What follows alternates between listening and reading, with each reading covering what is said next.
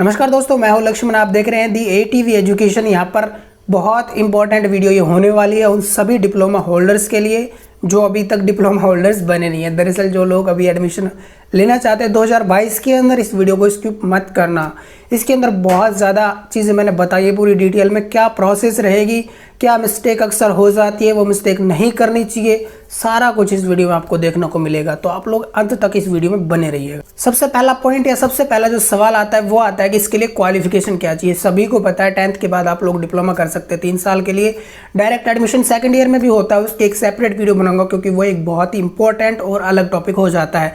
अभी हम बात करते हैं कि फर्स्ट ईयर के अंदर आप लोग कैसे एडमिशन ले सकते हैं। तो बात की मैंने क्वालिफिकेशन की। क्वालिफिकेशन में आपको कुछ नहीं चाहिए, 10th पास चाहिए विद एटलीस्ट आपके यहाँ पर 35% जो मार्क्स मिनिमम होने चाहिए कि आप बस पास होने चाहिए 10th में, तो वो यहाँ पर क्वालिफिकेशन होती है। और गवर्नमेंट कॉलेज के लिए प्रोसेस है पूरी कि किस तरह जो आपका एडमिशन होगा। इसके बाद सेकंड इंपॉर्टेंट पॉइंट होता है कि एज लिमिट। इसके अंदर कोई एज लिमिट नहीं दी गई है। आप लोग आफ्टर 10th कभी भी डिप्लोमा कर सकते हैं, राजस्थान जो टेक्निकल बोर्ड है वहाँ से। अब बात करते हैं कि फॉर्म अप्लाई कैसे किया जाता है, कहाँ किया जाता है। तो ये फॉर्म आप लोगों को ई मित्र पर जाकर के अप्लाई करना पड़ेगा, वहीं से ये आपको अप्लाई करना पड़ेगा। और वहाँ पे सबसे पहले होता है रजिस्ट्रेशन। रजिस्ट्रेशन के अंदर क्या होता है, रजिस्ट्रेशन के अंदर आपको सबसे पहले अपने नाम, मोबाइल नंबर और बेसिक चीज़ें डालनी होती हैं। इसके बाद आपका एक रजिस्ट्रेशन नंबर जनरेट वहाँ से हो जाता है। उस रजिस्ट्रेशन नंबर की सहायता से फिर आपको यहाँ पर जो फॉर्म है वो भरना पड़ता है। अब फॉर्म जब भरते हैं तो वहाँ पर क्या क्या स्टेप्स होते हैं पूरे बताऊँगा मैं। इसके अंदर आपको कुछ पर्सनल डिटेल्स जैसे कि फादर्स वगैरह की डिटेल्स डालनी होती है। और इसके अलावा आपने जो एग्ज़ाम पास किया 10th का, उससे रिलेटेड आपको डिटेल्स पूरी यहाँ पर डालनी होती है जब आप लोग एप्लीकेशन फिल करते हैं डिप्लोमा के लिए, कि आपके रोल नंबर क्या थे और उससे रिलेटेड परसेंटेज क्या थी। वो सारी चीज़ें यहाँ पर आपको फिल वो ई मित्र वाला बता देगा, वो करनी होती है। इसके बाद आपको इसमें अपनी एड्रेस डिटेल भी डालनी होती है, बैंक की डिटेल भी शायद पिछली बार तो नहीं डाली थी। अगर ऑप्शन आता है तो आप लोग डाल दें। कई बार रिफंड वगैरह का सिस्टम होता है फीस वगैरह का, तो उसके लिए बहुत इंपॉर्टेंट होता है ये। तो अगर ई मित्र वाला बोलता है तो आप लोग अपनी पासबुक साथ लेकर जाएं। पूरे डॉक्यूमेंट भी बताऊंगा मैं आपको क्या क्या ले जाने होते हैं, तो आप लोग ध्यान से बस देखते रहिए। तो अगर वहाँ पे बैंक डिटेल अगर आपको ऑप्शन दिखे तो आप डलवा दीजिएगा बैंक डिटेल, वो सही रहता है कहीं ना कहीं। इसके बाद जो अगला आपका जो स्टेप आएगा इसके अंदर वो आएगा आपके जो डॉक्यूमेंट्स क्या क्या है, उनके अंदर से क्या क्या आपको अपलोड करना होता है। तो डॉक्यूमेंट अपलोडिंग के दौरान 3 चीज़ें चाहिए होती हैं। पहला होता है आपका फोटो, आपका सिग्नेचर और इसके अलावा आपका जो कैटेगरी का सर्टिफिकेट होता है, क्योंकि यहाँ पर रिजर्वेशन होता है सीटों के लिए, तो उसके लिए कैटेगरी का सर्टिफिकेट मस्ट है, तो वो जरूर आपको लगाना पड़ता है। हाँ, बेशक आप जनरल में है तो आपको जरूरत नहीं पड़ेगी, बट अगर आप SC ST OBC ये कैटेगरी से है तो आपको यहाँ पर जो सर्टिफिकेट है वो बहुत ज़रूरी होता है लगाना, तो वो साथ में लेकर जाएँ। इसके बाद जो अगला स्टेप आता है वो आता है आपका चॉइस फिलिंग का, मतलब कि आपको कौन सी कॉलेज चाहिए और आपको यहाँ पर कौन सा सब्जेक्ट चूज़ करना है जिसके अंदर आप डिप्लोमा करना चाहते हैं। तो आपको जब कॉलेज चूज़ करो आप, अगर आपकी हायर परसेंटेज है मोर देन 90%, तो आप 4-5 कॉलेज जो आपको टॉप पर चाहिए वो आप चूज़ कर सकते हो, क्योंकि आपका हो जाएगा। बट अगर आपके पास परसेंटेज जो कम है तो आपको यहाँ पर मैं मानता हूँ कि आप लगभग हर कंडीशन में सारी की सारी जो बहुत सारी कॉलेज वहाँ पर लिस्ट में होती है गवर्नमेंट कॉलेज, सारी को आप चूज वाली लिस्ट में डाल दें, बट प्रायोरिटी वाइज तो ज़्यादा बेटर रहेगा। इसके बाद आता है आपकी ब्रांच, तो वहाँ पर वो आपको 4-5 ऑप्शन दिखाई देंगे इंजीनियरिंग के, और नॉन इंजीनियरिंग का कोई फिल कर रहा है तो उसके भी ऑप्शन दिखाई देते हैं।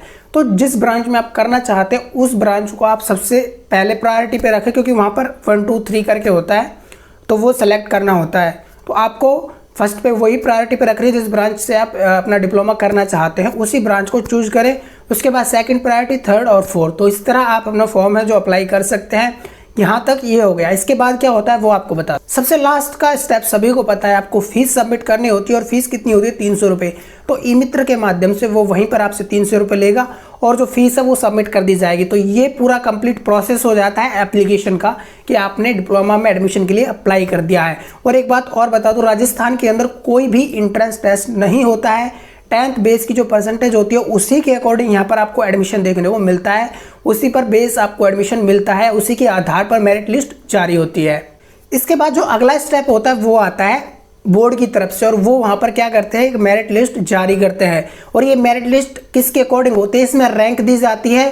पहले तो एक जनरल रैंक दी जाती है सभी की, रैंक दी जाती है, उसके बाद कैटेगरी वाइज रैंक दी जाती है। तो वो परसेंटेज बेस पर रैंक निकल कर आती है, और इसका कुछ पीरियड भी होता है ऑब्जेक्शन का। अगर आपको लगता है कि यहाँ पर रैंक में कुछ गड़बड़ है तो आप लोग ऑब्जेक्शन कर सकते हैं, उसका प्रॉपर टाइम दिया जाता है। और मेरिट लिस्ट में यही होता है कि वहाँ से आपको अपना जो रैंक है उसका पता चल जाता है, और कॉलेज की थोड़ी श्योरिटी रहती है कि हाँ कि इतनी रैंक है तो मेरा हो ही जाएगा, तो उस चीज़ के लिए यहाँ पर मेरिट लिस्ट जारी की जाती है। मेरिट लिस्ट के कुछ दिन बाद जब ऑब्जेक्शन पीरियड चला जाता है तब यहाँ पर काउंसलिंग 2 राउंड के अंदर होती है, पहला राउंड और सेकंड राउंड। सिंपल सी बात है।